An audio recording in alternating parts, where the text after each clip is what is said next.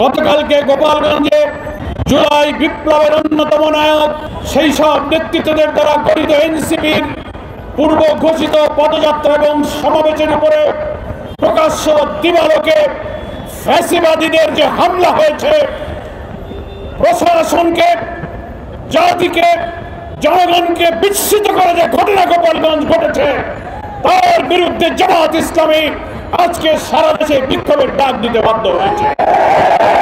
প্রিয় দেশবাসী, আমাদের বিবেচনায় নিতে হবে এই হামলাটা কখন ঘটালো, দেশের তাহলে কি পরিস্থিতি চলছে।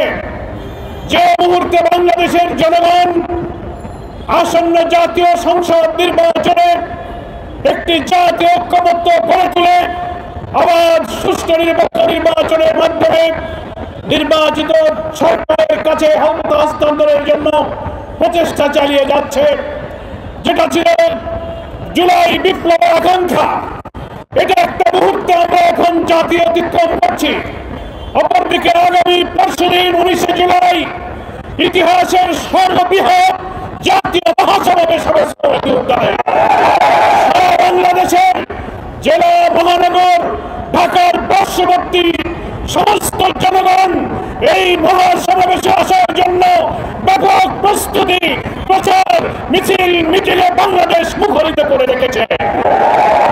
সেই মুহূর্তে এনসিপি সারা বাংলাদেশে তাদের পূর্ব ঘোষিত একটি পদযাত্রার কর্মসূচি ঘোষণা করেছে। সকল জেলায় অনুমোদিত নিয়ে তারা এই প্রোগ্রাম ঘোষণা করেছিল। তাহলে সুস্থ বাংলাদেশের নতুন গণতন্ত্র, নতুন বাংলাদেশের উত্তরণের এই সময়ে জামাত ইসলামের ঐতিহাসিক জাতীয় সমাবেশকে সামনে রেখে গতকাল গোপালগঞ্জের হামলা একটি অশনি সংকেত আমরা মনে করি। প্রশ্ন উঠেছে, গোপালগঞ্জ কি বাংলাদেশের অংশ না দিল্লির তাবেদার? আজকে যে প্রশাসন, যে সরকার দেশ পরিচালনা করছেন, তার থেকে গোপালগঞ্জের সরকার আর প্রশাসন কি আলাদা? এই প্রশ্ন আজকে উঠেছে। তা না হলে দিন 11টা-12টার সময় সারা ভিডিওতে দেখা যাচ্ছে অস্ত্র শস্ত্র উঁচিয়ে বোমাবাজি করে আগুন দিয়ে মঞ্চ ভেঙে ডিসি এসপি অফিস ভেঙে চুরে যেভাবে নাক্কারজনক নারকীয় ঘটনা হয়েছে, তাহলে পূর্বের অনুমতি সরকারের গোয়েন্দা সংস্থা, জেলা প্রশাসন, পুলিশ প্রশাসনকে আগে জানাবার পর তারা কি ব্যবস্থা নিয়েছেন, এই প্রশ্ন জাতির সামনে উঠেছে।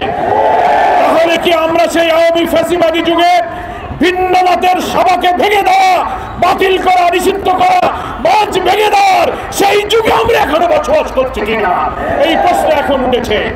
জামাত ইসলামী 19 তারিখের এই মহাসমাবেশ সামনে রেখে লক্ষ লক্ষ মানুষ ঢাকার দিকে যখন রওনা দিচ্ছে, তখন গতকালকের আক্রমণ গোটা জাতিকে আতঙ্কিত করে তুলেছে।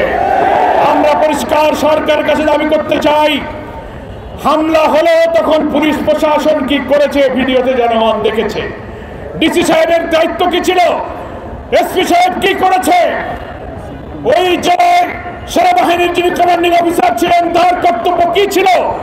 এমন না যে কোনো কিছুই তাদের জানা ছিল না। জানা থাকার পরেও তাদের এই অস্বাভাবিক নির্লিপ্ততা কেন হলো, এর দায়িত্ব কার? এর তদন্ত করে তাদেরকে আইনের আওতায় আনতে হবে।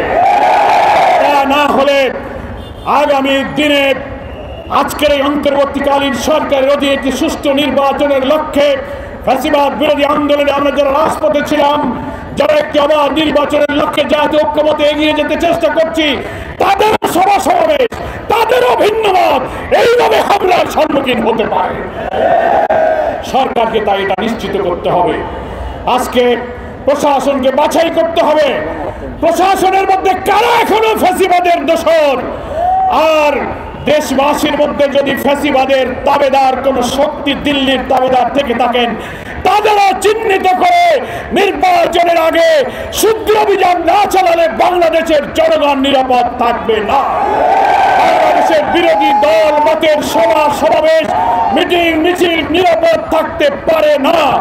জাতীয় নির্বাচনের এই প্রাক্কালে, জামাত ইসলামী এই ঐতিহাসিক জাতীয় সমাবেশের প্রাক্কালে আজকেই সরকারের কাছে আমরা দাবি করছি।